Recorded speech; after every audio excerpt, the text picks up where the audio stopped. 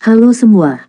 Apa kabar untuk hari ini? Semoga harimu selalu menyenangkan ya bro. Selamat datang di channel YouTube saya. Tolong dibantu subscribe, like dan share ya, supaya saya terus semangat bikin kontennya. Wakakakak. Soul Land 2 Chapter 539. Akhirnya, cahaya yang menyilaukan menghilang. Tang Wutong dan Huo Yuhao juga muncul kembali di udara. Setidaknya, itu tidak mungkin untuk menemukan sesuatu yang salah dengan mereka hanya dengan melihatnya. Sangat cocok. Tang Wutong mengepakkan sayapnya, dan ledakan sonik tiba-tiba terdengar. Dia berubah menjadi seberkas cahaya yang mengalir dan menyerbu menuju Huo Yuhao. Keduanya baru saja melepaskan keterampilan yang kuat, yang menguras cukup banyak kekuatan jiwa mereka. Mereka tidak bisa mempertahankan pengeluaran seperti itu. Mengingat hal ini, pertarungan jarak dekat tidak diragukan lagi merupakan pilihan terbaik. Sosok Tang Wutong melintas, dan dia bergerak 5 meter di depan Huo Yuhao. Tombak naga emasnya berubah menjadi ribuan garis cahaya keemasan yang mengelilingi Huo Yuhao. Raungan naga nyaring terdengar pada saat yang sama. Tombaknya memberinya keuntungan. Tang Wutong memiliki banyak pengalaman pertempuran. Melalui pertikaian mereka sebelumnya, dia dapat mengatakan bahwa dia memiliki keuntungan dalam aspek senjata. Tarian naga matahari Radiant versus Pride of the Ice and Snow Empresses. Tang Wutong awalnya percaya bahwa dia bisa menekan Huo Yuhao. Bagaimanapun, dia belum menjadi Douluo berjudul. Keduanya bahkan memiliki jiwa bela diri kembar.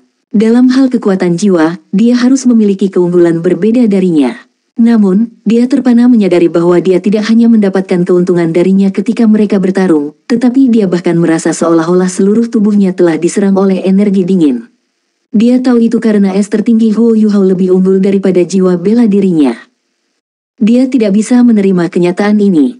Dia tidak percaya bahwa Radiant Dragon Butterfly-nya lebih rendah daripada Scorpion es batu giok Huo Yuhao.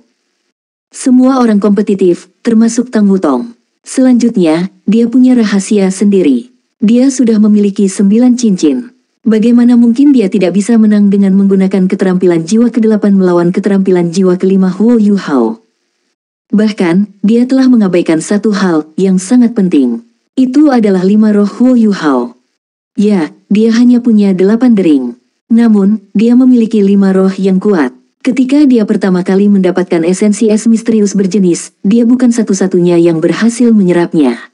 Kelima rohnya menyerapnya pada saat bersamaan. Perasaan spiritualnya diperkuat, dan kelima rohnya semuanya memiliki tingkat kekuatan tertentu. Bahkan jika mereka tidak bisa sepenuhnya bergantung pada Huo Yuhao, mereka masih memiliki kekuatan bertarung mereka sendiri. Sebagai hasilnya, mereka dapat mencerminkan beberapa kemampuan mereka ke Huo Yuhao bila perlu.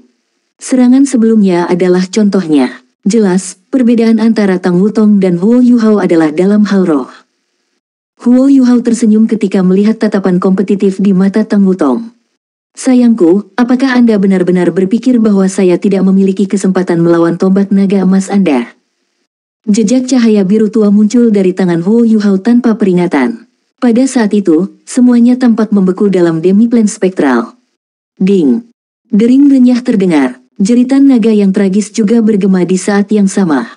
Tang Wutong bergetar hebat. Tombak emasnya yang cerah mulai berubah menjadi biru sedingin es dari ujungnya. Pada saat yang sama, biru sedingin es ini menyebar ke tubuhnya. Garis-garis cahaya yang telah dia bentuk juga langsung lenyap, berubah menjadi ketiadaan. Tang Wutong berseru kaget sebelum dia jatuh ke tanah. Huo Yuhao juga sedikit bergetar di udara. Ada tatapan kagum di matanya. Pada saat ini, dia memegang belati. Itu adalah belati yang sangat aneh. Warnanya benar-benar hitam, dan panjangnya sekitar 36 cm. Gagang itu panjangnya sekitar 12 cm dan lebar 5 cm. Bagian belakang belati itu sangat tebal, tetapi bilahnya tipis. Ada permata biru berbentuk berlian di bagian bawah gagangnya. Permata ini bersinar dengan cahaya redup dan misterius. Bagian yang paling istimewa dari itu adalah bahwa ada lapisan tipis kabut putih di sekitar bilah belati ini. Lapisan kabut ini terbentuk oleh tetesan air yang tak terhitung jumlahnya. Mereka tidak terbentuk dari konsolidasi kekuatan jiwa Ice Ultimate Huo Yuhao, dan juga tidak mengalami perubahan karena kekuatan jiwanya. Sial, tombak jatuh ke tanah. Tang Wutong juga runtuh pada saat yang sama. Dia tidak punya pilihan selain melepaskan tombaknya. Jika dia tidak melakukan itu, rasa takut yang mengerikan akan menggerogoti tubuhnya melalui tombaknya. Dia tidak mungkin menahan rasa takut yang mengerikan itu dengan kekuatan jiwanya. Itu benar-benar tak terbayangkan. Apa ini? Ini adalah pertama kalinya Tang Wutong melihat belati di tangan Huo Yuhao. Tombaknya benar-benar telah dikalahkan oleh belati itu. Huo Yuhao melayang dan mendarat di tanah. Saat ini, ada tatapan penuh gairah di matanya. Dia berpikir sendiri, tidak heran itu senjata dari dewa. Pada awalnya, blade ukiran hantu sangat mengejutkannya. Tanpa itu, dia tidak akan mungkin menjadi insinyur jiwa kelas 9 dalam waktu sesingkat itu. Nian Rongbing, dewa emosi, tidak memberinya satu, tetapi dua belati. Yang lain ada di tangannya saat ini. Huo Yuhao belum pernah menggunakan belati ini sebelumnya. Ini adalah pertama kalinya dia mengeluarkannya, dan dia menggunakannya untuk mengekang tombak naga emas. Ketika pertama kali memegang belati ini, dia merasakan bahwa hidupnya tampaknya terhubung dengan belati itu. Bahkan kelima rohnya merasakannya. Ketika dia melambaikan belati, seolah-olah semua energi es tertinggi di surga dan bumi telah berkumpul di sekitarnya. Huo Yuhao sangat yakin bahwa suhu belati ini di bawah negatif 250 derajat Celcius. Hanya dengan melambaikannya, setengah dari jumlah kekuatan jiwa yang dia gunakan pada kebanggaan es dan Snow Empresses terkuras. Ini adalah bukti seberapa banyak kekuatan yang dibutuhkan untuk menggunakannya. Meski begitu, Huo Yuhao merasa sedikit pusing. Jelas, dia tidak sepenuhnya bisa memanfaatkan kekuatan belati ini dengan kemampuannya saat ini. Wutong, kamu baik-baik saja. Huo Yuhao memandang Tang Wutong saat dia kagum. Tang Wutong menggigit bibir bawahnya dan menatap belati di tangan Huo Yuhao. Aku belum tersesat. Saat dia berbicara, dia tiba-tiba menekan dahinya sendiri dengan tangan kanannya. Seketika, cahaya menyilaukan dilepaskan dari dahinya. Ini. Kekuatan menakutkan Tang Wutong langsung dilepaskan. Saat ini, Huo Yuhao merasa seolah-olah seluruh tubuhnya menjadi kaku. Dia merasa sedikit tidak berdaya pada saat ini, seolah-olah dia tidak bisa menolak sama sekali. Bukan hanya dia, setiap orang yang hadir memiliki perasaan yang sama. Pada saat itu juga muncul perasaan aneh. Perasaan menyegarkan mengalir ke tubuhnya dari belati. Huo Yuhao tiba-tiba merasa seolah-olah tekanan terhadapnya telah sangat berkurang. Tang Wutong mengarahkan tangan kirinya ke tombaknya, yang masih di tanah. Dia juga perlahan menggerakkan tangan kanannya. Jelas bahwa ada bola ekstra cahaya keemasan di tangan kanannya. Bola cahaya keemasan itu muncul seperti cairan. Itu jatuh dari tangannya dan mendarat dengan akurat di tombak. Tombak, yang ditutupi lapisan es, sudah mulai melayang. Ketika Tang Wutong melemparkan bola cahaya padanya, itu mulai bersinar dengan cahaya keemasan. Lapisan es yang awalnya keras dihilangkan dengan suara memekakkan telinga. Setelah ini, lapisan es pecah, dan seberkas cahaya keemasan melesat ke langit. Ketakutan yang mengerikan mungkin menyebar pada saat ini. Kali ini, Huo Yuhao bisa dengan jelas merasakan roh jahatnya bergetar hebat. Itu bergetar karena cahaya keemasan Tang Wutong. Tekanan mengerikan menyebar di udara. Tombak naga emas telah berubah.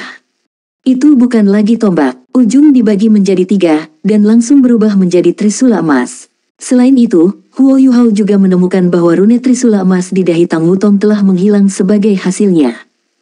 Tang Wutong mengerang, tetapi sedikit provokatif saat dia menatap Huo Yuhao. Dia berkata, mari kita lihat apakah belatimu bisa melawanku kali ini. Trisula emas jatuh dari udara, dan Tang Wutong menangkapnya dengan tangannya. Namun, tubuhnya bergetar sedikit saat dia menangkapnya. Jelas, menggunakan trisula emas ini juga sangat merugikannya. Apa yang sedang terjadi? Sebelum Huo Yuhao bisa berpikir lebih jauh, Tang Wutong sudah membuat langkahnya. Trisula emasnya bergerak sedikit di udara, dan lingkaran cahaya langsung melesat ke arah Huo Yuhao. Ketika Tang Wutong memindahkan trisula emasnya, baju sirah skala naganya juga berubah keemasan. Auranya terlalu kuat dan menahan. Bahkan mereka dari Tang Sekte tidak dapat mengambilnya dan harus mundur. Master jiwa di sekitarnya secara alami mundur lebih jauh. Huo Yuhao sangat tajam. Dia menebas belati, dan sesuatu yang aneh terjadi. Belatinya benar-benar membentuk banyak proyeksi padat. Mereka tampak sangat kacau dan berantakan. Namun, jika dilihat lebih dekat, mereka sebenarnya mengandung prinsip langit dan bumi. Halo lingkaran yang dilepaskan dari trisula emas dihancurkan saat mereka berbenturan dengan proyeksi yang padat. Namun, belati Huo Yuhao tidak bisa lagi membekukan senjata Tang Wutong. Tang Wutong menjadi semakin takjub. Dia jelas tahu seberapa kuat gerakannya. Dia tidak menyangka Huo Yuhao mampu menahan serangannya. Bahkan, Huo Yuhao berada di bawah tekanan lebih dari yang dia kira. Saat ini, dia sudah melepaskan Rain Dragon's Dance yang diberikan Nian Rongbing padanya. Belati Huo Yuhao memiliki nama yang sangat mendominasi, Sai of the Frozen Goddess, Morning Dew Dagger. Belati ini memiliki sejarahnya sendiri. Sebelum Nian Rongbing menjadi dewa emosi, belati ini adalah senjata pertama yang diperolehnya saat ia menjadi terkenal di pesawatnya. Belati embun pagi ini adalah belati yang dibuat oleh pandai besi master yang jiwanya adalah belati dingin. Setelah itu, Nian Rongbing memberikan batu Dewi Beku kepada tuan ini, yang menempelkannya pada belati dan menamainya belati embun pagi. Belati ini mengikuti Nian Rongbing kemana-mana, dan merupakan salah satu senjata terpentingnya. Setelah ia menjadi dewa, belati ini tetap berada di sisinya. Itu tumbuh lebih kuat seiring dengan rasa ilahi Nian Rongbing yang semakin akut. Itu adalah senjata saleh yang sejati. Saat ini, Huo Yuhao tidak bisa sepenuhnya melepaskan kekuatan belati embun pagi ini. Dia belum memiliki perasaan ilahi, dan belum mewarisi kursi saleh dewa emosi. Inilah mengapa kekuatan jiwanya cepat terkuras saat dia melepaskan Rain Dragon's Dance-nya. Tentu saja, dia tidak dikeringkan tanpa alasan. Saat dia menggunakan belati ini untuk melepaskan tarian naga hujan, pemahamannya tentang belati menjadi lebih dalam. Pada saat yang sama, itu juga pertama kalinya dia merasakan rahasia belati ini. Batuan Dewi Beku pada belati ini melepaskan energi dingin yang kuat. Energi ini semakin memupuk dan menekan kekuatan jiwanya. Setelah itu, ia menuangkan kekuatan jiwanya ke belati, mengumpulkan kekuatannya yang sebenarnya. Aura indera ilahi bahkan dilepaskan dari batu, lebih lanjut meningkatkan kekuatan jiwanya. Inilah sebabnya dia sebagian bisa melepaskan kekuatan senjata saleh ini. Itu juga karena ini dia dikeringkan begitu cepat. Tang Wutong juga sama-sama dikeringkan. Trisula emasnya sangat berat. Meskipun dia hanya menggunakan proyeksi Trisula, dia masih harus menopang sepertiga dari berat sebenarnya. Selain itu, dia juga menggunakan keterampilan ilahi.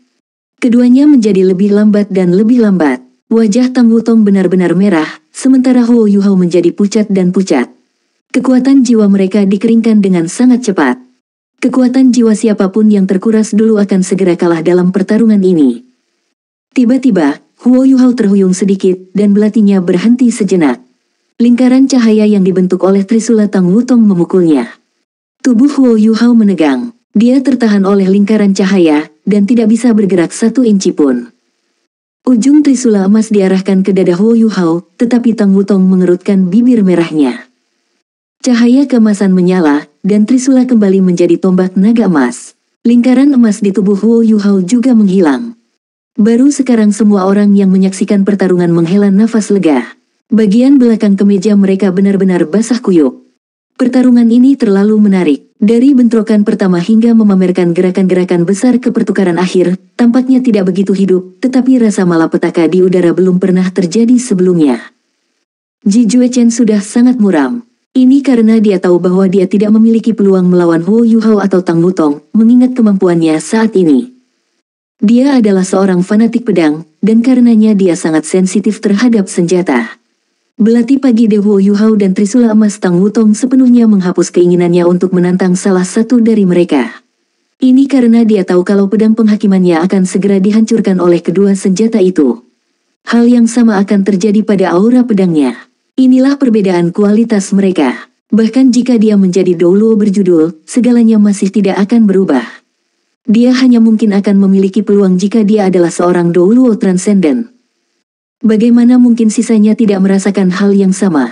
Mereka telah belajar bahwa Huo Yuhao dan Tang Wutong sudah sekuat titlet Douluo. Selain itu, mereka tidak sekuat titlet Douluo biasa. Mereka bahkan mungkin bisa menantang Douluo transenden. Tidak heran keterampilan fusi mereka begitu kuat. Article 10 of 10.